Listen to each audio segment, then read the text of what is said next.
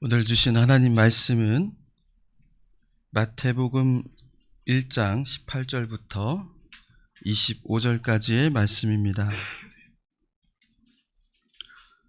저와 여러분이 한 구절씩 교독하여 봉독하겠습니다. 마태복음 1장 18절부터 25절까지입니다. 예수 그리스도의 나심은 이러하니라. 그의 어머니 마리아가 요셉과 약혼하고 동거하기 전에 성령으로 잉태된 것이 나타났더니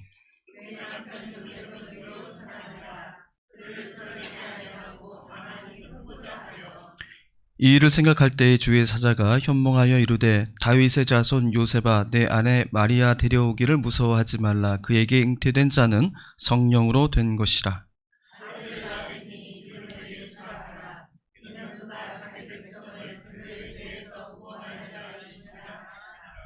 이 모든 일이 된 것은 주께서 선지자로 하신 말씀을 이루려 하심이니 이르시되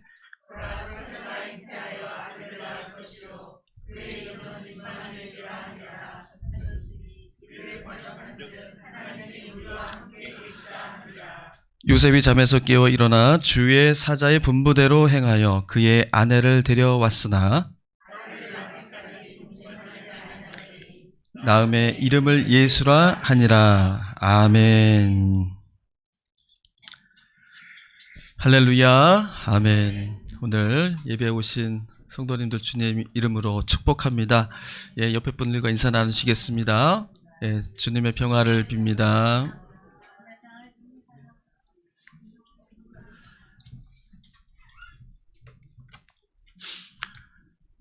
오늘 그의 이름은 임마누엘이라는 제목으로 말씀을 나누겠습니다. 여러분들은 여러분들이 가지고 계신 그 이름에 만족하고 계십니까? 네. 이름 대단히 중요합니다. 이름대로 사람 인생이 살아가진다고 해서 이름을 막 짓지는 않죠. 정말 신중하게 짓습니다. 그래서 오죽하면 이제 성명학이라는 것도 있어요. 그래서 우리 동양에서는 음양오행을 고려하고 또 발음도 고려하고 또 뭐 사주도 고려하는 그러한 학문이 있습니다. 이런 종합적으로 여러 가지 고려해서 가장 좋은 이름을 선택하곤 했었죠. 제 이름이 석헌입니다. 석헌인데 제 이름에도 그런 사연이 있어요. 그러니까 20세기 한국의 사상가 중에 함석헌이라는 분이 계셨어요.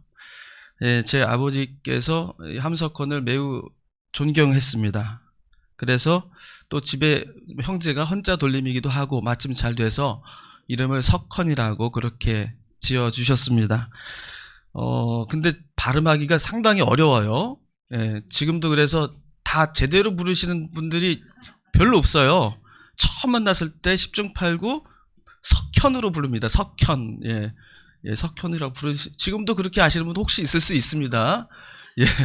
그래서 저는 그 발음이 되게 어려워서 예전에는 제 통장에도 석현이라고 찍혔던 적이 있었고 굉장히 그런 어려움이 있었는데 여러분 자녀들에게 이름을 지어줄 때에 어떤 마음과 어떤 희망을 가지고 지어주셨습니까?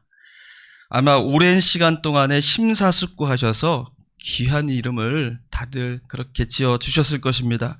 오늘 말씀은 예수님의 이름에 관한 것입니다.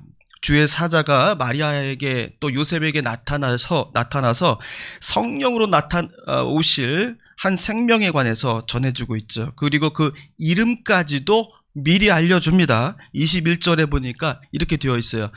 아들을 낳으리니 이름을 예수라 하라.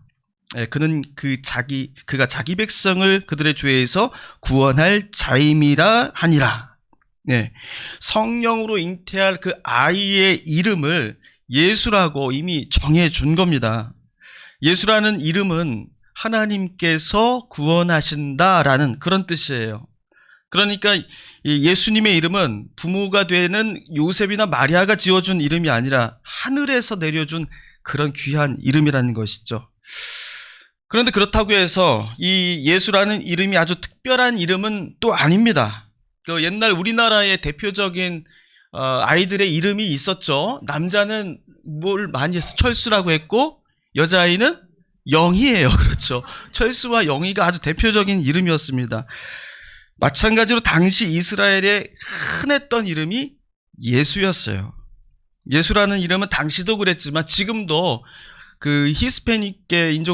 그 마을에 가서 호세라고 불러요. 호세 하면은 한 열댓 명은 쳐다봅니다. 그 정도로 많이 그 이름을 쓰는 이름이 예수라는 이름이에요. 그 예수가 여호수아고요.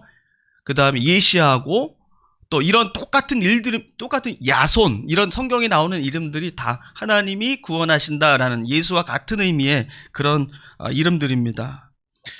그런데 성경을 오늘 보니까 그리스도의 이름이 예수 말고도 하나 더 있다고 기록하고 있습니다. 오늘 읽은 1장 23절에서 그 이름을 뭐라고 지었어요? 임마누엘이라고 그렇게 말씀하고 있습니다. 임마누엘은 무슨 뜻입니까? 하나님이 우리와 함께 하신다, 이런 뜻이에요.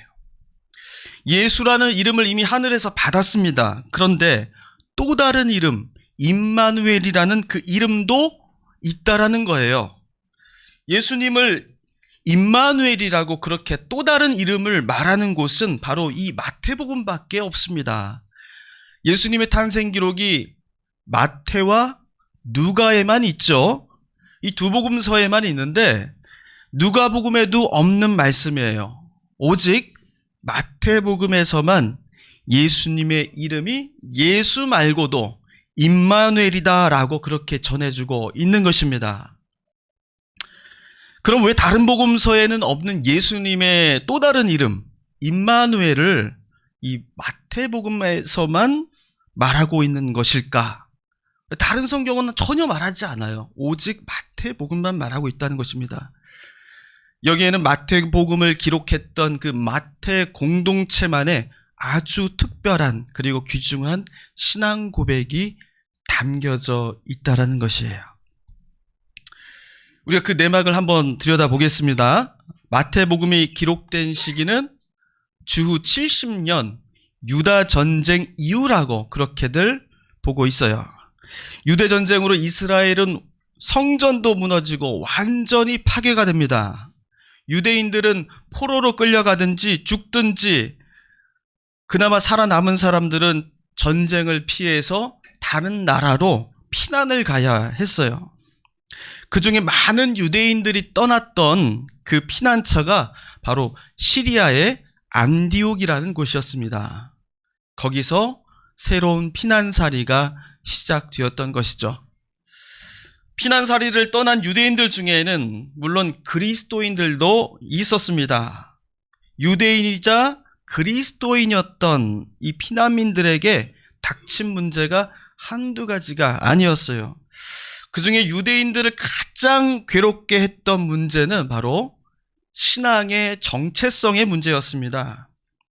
유대 그리스도인들은 유대교인들과는 다르게 말 그대로 두 가지의 신앙 전통을 모두 가지고 있었습니다. 유대인들은 메시아 신앙이라는 것이 있었죠. 그런데 유대인이면서 그리스도인이었던 사람들은 메시아라는 신앙과 함께 다른 하나가 더 있어요. 뭐예요?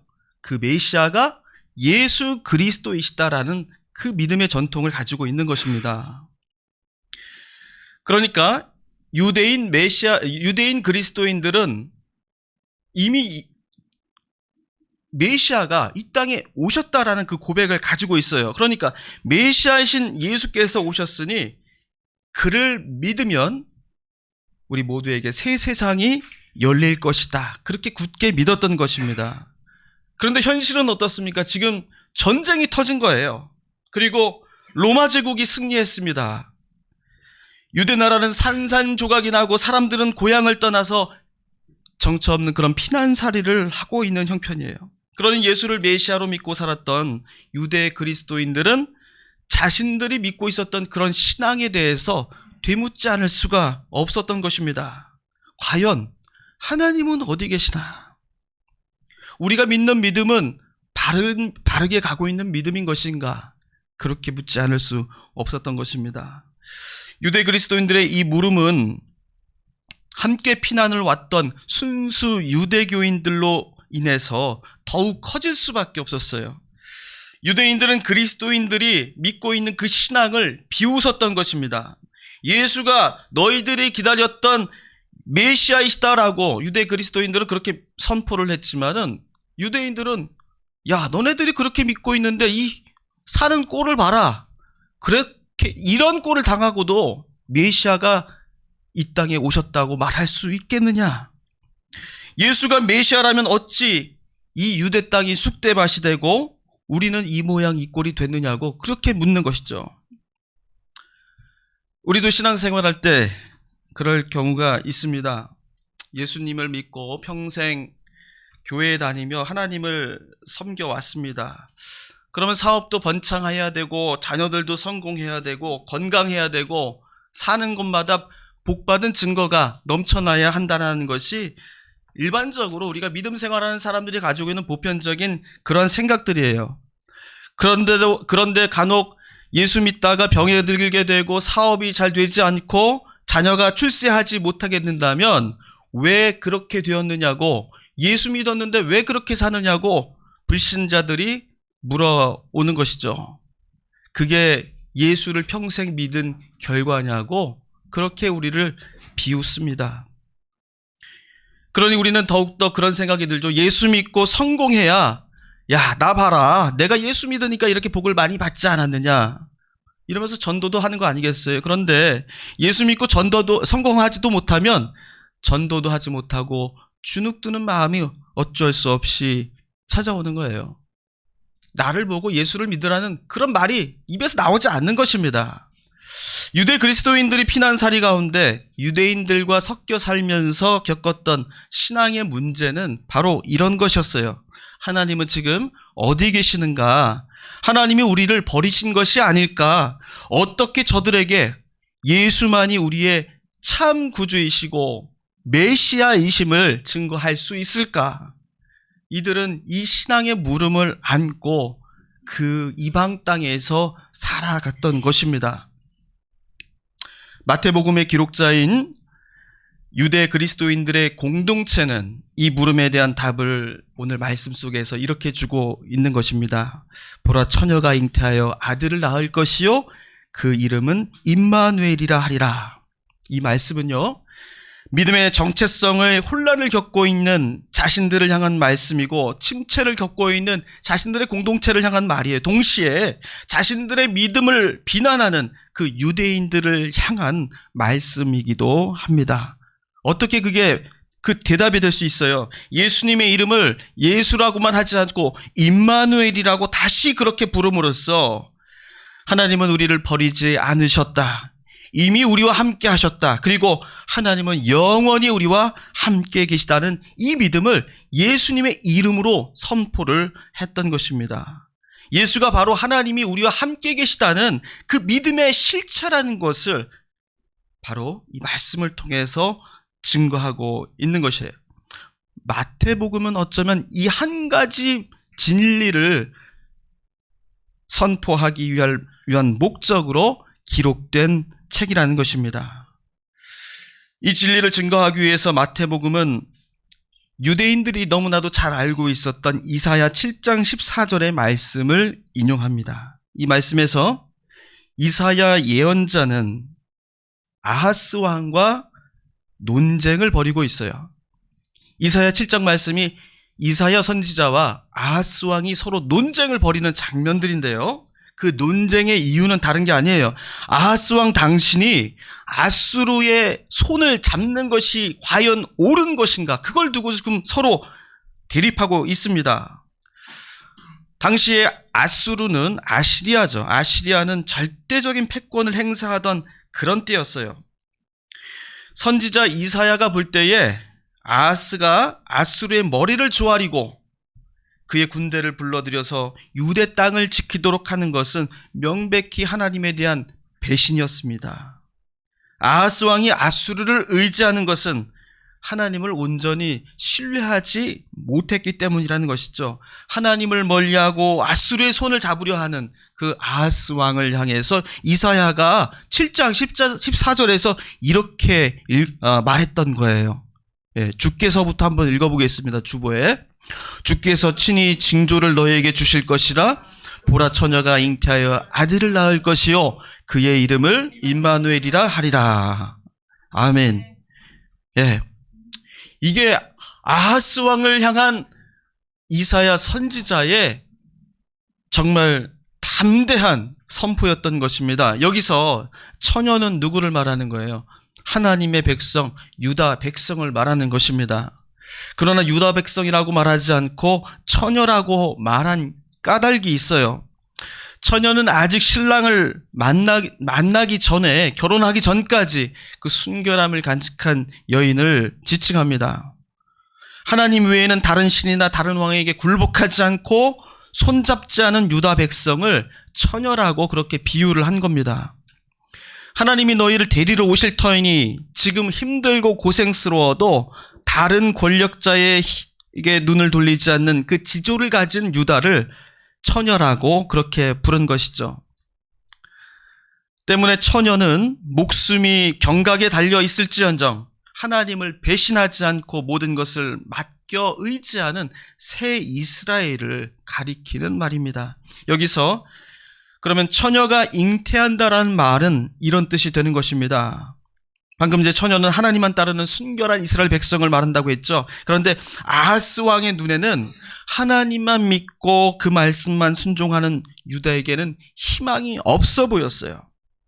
처녀가 아들을 낳을 수 없듯이 하나님만 믿고서는 유다 왕국에도 희망이 있을 수 없다라고 그렇게 믿었던 것입니다. 순종하는 믿음은 좋지만 그 믿음만 가지고 되겠느냐는 거예요.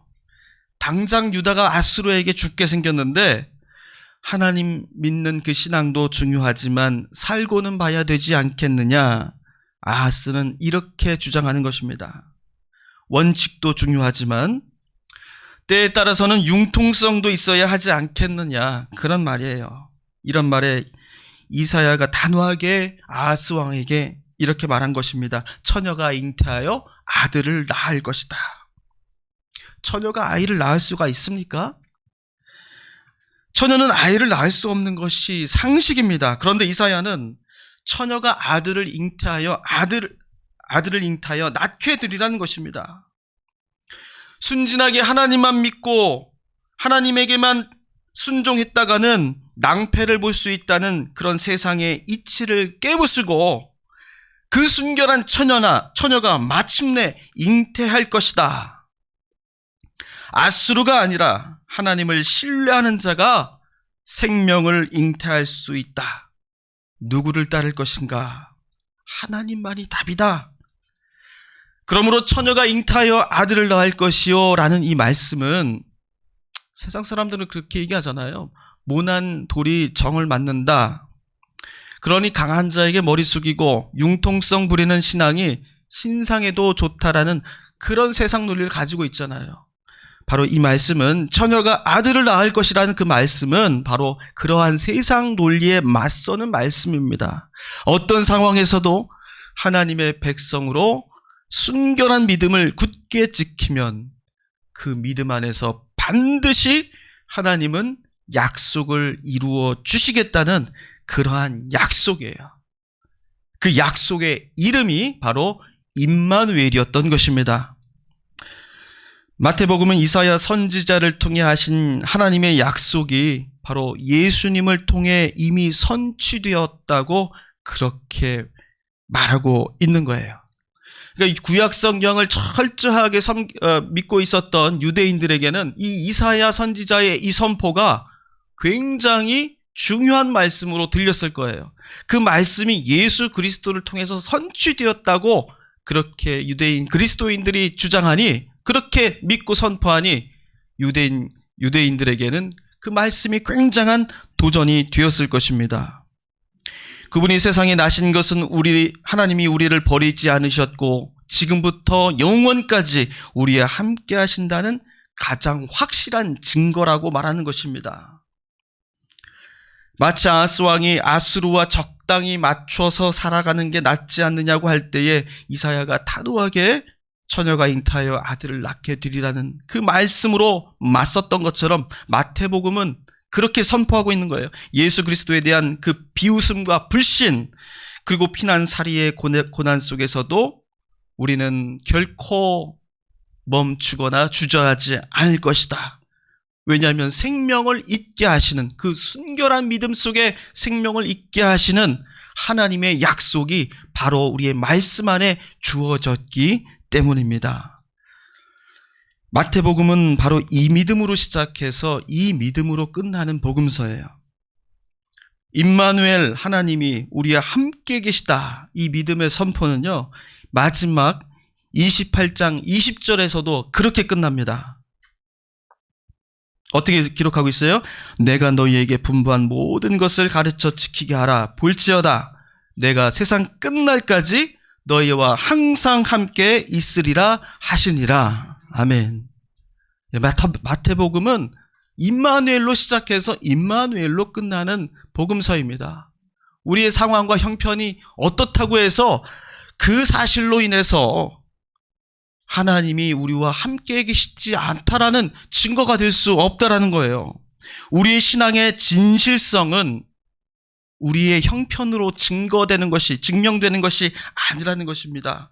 나의 자랑과 성공으로 예수 그리스도가 참되신 하나님의 아들 구원자이심을 나타내는 것이 아니라는 것입니다. 반대로 우리의 실패와 고난이 하나님이 나를 떠나셨다는 증거도 될 수 없다라는 거예요. 그건 모두 다 나를 중심으로 하나님의 역사를 재단하는 그런 불신의 결과라는 것입니다. 피난살이의 고난 속에 있건, 나라가 무너졌건, 유대인들에게 핍박을 받건, 하나님이 우리와 함께 하신다라는 그 사실은 결코 변함이 없다. 이것이 마태복음이 우리에게 전하려고 하는 가장 중요한 복음의 핵심입니다. 우리는 무엇을 해야 하겠습니까? 처녀가 아들을 낳을 수 없다는 세상 논리에 맞서 싸워 나가야 한다는 거예요. 그 논리를 뚫고 나가는 것이 교회의 본질이 되어야 한다는 것입니다. 신앙만으로는 어려우니까 융통성도 필요하다는 그런 논리가 우리를 지배하고 있잖아요. 그런 논리와 싸워 이겨야 한다는 거예요. 교회가 교회다울 수 있는 것은요, 교회의 믿음 안에 참 진리가 있음을 증명하는 길은요, 오직 여기에만 있다는 것입니다. 세상은 우리를 속이고 또 타락의 길로 갑니다. 그럼에도 불구하고 마지막으로 돌아갈 곳, 기댈 곳은 예수 믿는 그리스도인들이요, 교회뿐이라는 이 믿음을 세상 사람들에게 증거할 수 있어야 돼요. 그거는 눈에 보이는 자랑거리로 되는 게 아닙니다. 뭘로 되는 거예요? 바로 그 순결한 믿음으로 되는 것입니다. 세상이 처녀는 아들을 낳을 수, 생명을 잉태할 수 없다라고 말할 때에 아니오라고 말하며 우리는 그것을 이루어 주시는 하나님, 임마누엘, 우리와 함께 하시는 하나님에 대한 신실한 믿음을 가지고 뚜벅뚜벅 오늘의 현실을 뚫고 나가는, 정말 어리석게 보일지언정 그 믿음 안에 참된 생명과 희망이 있음을 믿고 나가는 그 신앙 속에서만 우리 교회는 등불이 되는 것이고 세상의 소금이 될 수가 있는 것입니다. 세상 사람들은 하나님 없이도 살고 하나님 없어도 살 수 있는 것처럼 살고 있습니다. 그러나 우리는 하나님이 지금 우리와 함께 계시다는 이 임마누엘의 신앙을 유일한 자랑으로 삼고 살아가야 하는 것입니다. 그 믿음의 길을 꿋꿋하게 걷는 그리스도인들에게 하나님께서는 마침내 생명을 잉태하게 하시고 그 아들의 영광을 우리에게 보여주시는 것입니다. 이것이 임마누엘의 신앙입니다. 한 해 동안 여러 가지로 우리 성도님들, 우리 어려운 형편 속에서도 애써 오셨고 정말 수고 많이 하셨습니다. 하지만 아직 교회의 형편이 다 나아진 것은 아닙니다. 예배드리는 것도 불편하고 신경 써야 할 일들이 한두 가지가 아니죠. 내년 성탄절에는 우리가 새 예배당에서 예배를 드리게 될 줄로 믿습니다만, 내일 성탄절 예배도 우리가 또 견물 사용 규정상 불가피하게 가정 예배로 드릴 수밖에 없는 그런 형편도 있습니다. 그러나 오늘 말씀을 한번 보십시오. 상황과 형편이 우리의 상황을 결정하는 것이, 신앙을 결정하는 것이 아니라는 것입니다. 자기 땅을 떠나서 타지에서 피난살이를 하고 그렇게 어렵게 믿음을 지켜나가야 했던 그런 마태 공동체 그리스도인들이 그 간직했던 그 소중한 신앙을 우리가 볼 수 있어야 하겠습니다. 저들의 상황이 어떻든 그것은 바로 임마누엘 하나님이 우리와 함께 계시다는 그 사실을 결코 바꿀 수 없다라는 그 고백을 이 말씀을 통해서 우리에게 증언하고 있는 것입니다. 악조건 속에서도 그 믿음으로 섰기에 저들이 피난처로 삼았던 안디옥이 세계 선교, 이방 선교의 중심 교회로 마침내 설 수가 있었던 것입니다. 임마누엘 믿음이 아니었다면 이 모든 일들이 어찌 가능했겠습니까? 여러분, 우리의 상황과 형편이 좋을 때도 있고 나쁠 때도 있습니다. 우리의 삶도 그렇습니다. 그것은 우리에게 언제든지 일어날 수 있는 일들이에요. 그러나 그것이 우리의 믿음, 우리의 신앙을 결정하는 것들이 아니라는 것. 세상이 험해지고 타락하고 흉폭해지더라도 오직 교회는 하나님의 임마누엘 그 신앙을 가지고 꿋꿋하게 그 자리를 지켜나가는 것, 그 속에서만 진실한 희망이 있고 진실한 새 생명의 잉태가 우리에게 주어지는 그 축복이 있다는 사실을 오늘 말씀을 통해서 여러분 확신하시고 믿으시기를 바랍니다. 우리 교회가 이 임마누엘 하나님에 대한 그 믿음 가지고 우리가 굳게 설 때에 내년에 우리에게 주어지실 하나님의 크신 은총과 또 축복이 임하게 될 줄로 믿습니다. 우리와 함께 하시는 하나님, 이 믿음이 우리 가정과 우리 교회와 우리 삶 모두에게 충만하시기를 축원합니다. 기도하겠습니다. 고난과 어려움 속에서도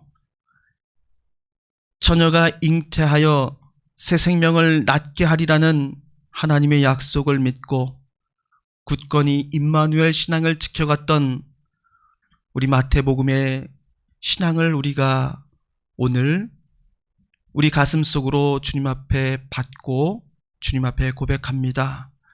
우리의 형편과 삶의 사정들이 어떻든 간에 주님 임마누엘 하나님에 대한 굳건한 믿음을 우리 주님 앞에 드리게 하여 주시옵소서. 하나님이 언제나 우리와 함께 하신다는 그 사실을 믿고 우리 2024년에도 믿음으로 전진해 나갈 때에 이 교회를 통하여서 하나님의 생명이 새롭게 움터나는 놀라운 역사를 주님께서 허락하여 주시옵소서. 우리의 삶과 우리의 가정과 우리가 발딛는 모든 곳마다 임마누엘의 신앙이 꽃피게 하여 주시옵소서. 예수님의 이름으로 간절히 기도하옵나이다. 아멘.